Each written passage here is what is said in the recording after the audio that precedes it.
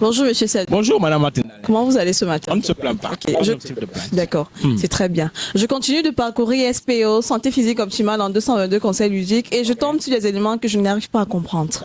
Je vais commencer. Un être humain bien élevé et bien éduqué ne dit pas. Oui. Ne crois jamais que tout est acquis.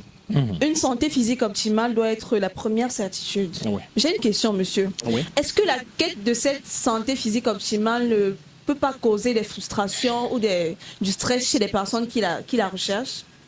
Bon, je ne comprends pas bien le sens de votre question. Quand vous parlez de stress, qu'est-ce que vous voulez par là dire?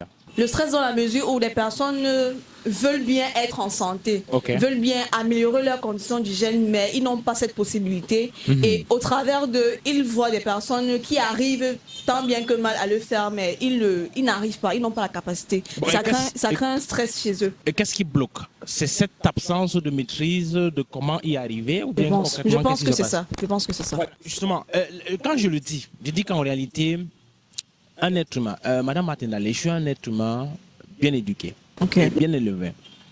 Et voyez-vous, la santé physique optimale, ce n'est pas un débat que je fais avec quelqu'un. C'est que intimement, je suis profondément convaincu que je vais vivre 111 ans en parfaite santé. D'accord. Tout simplement parce que je connais comment on y arrive. Parce que j'ai essayé pendant 1 an, j'ai essayé pendant 2 ans, et j'ai répété l'expérience pendant plus de 11 ans. Ce qui me garantit la certitude de ce que, même si c'est comment, il n'y a pas de possibilité que je ne puisse pas vivre 111 ans en parfaite santé. Je vais vous rappeler une petite expérience. C'est l'expérience qu'on a réalisée dans un laboratoire aux États-Unis. En réalité, on était en train de tester pour voir en réalité qu'est-ce qui fait que... Parce que vous connaissez la durée de vie d'un poulet de chair. Non. La durée de vie d'un poulet. Non. C'était pratiquement de 17 ans.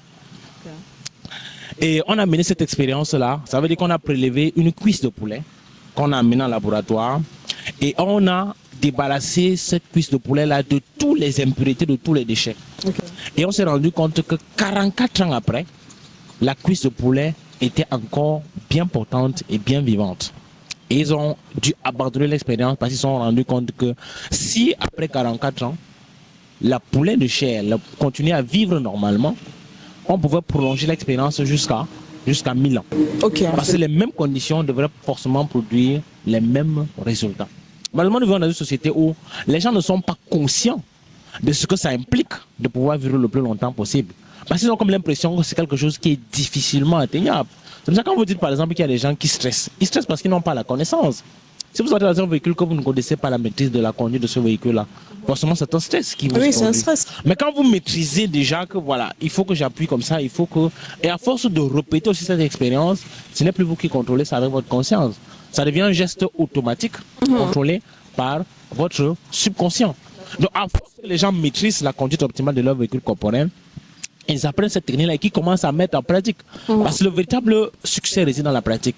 Plus ils vont pratiquer, plus ils vont pratiquer, plus ils vont répéter la pratique, plus ils vont se rendre compte que ce n'est pas quelque chose qui est difficilement atteignable. Oui, tout simplement. Donc, le stress vient de ce que les gens ne sont pas conscients de ce que, voilà, ils n'ont pas la maîtrise de cette séance-là.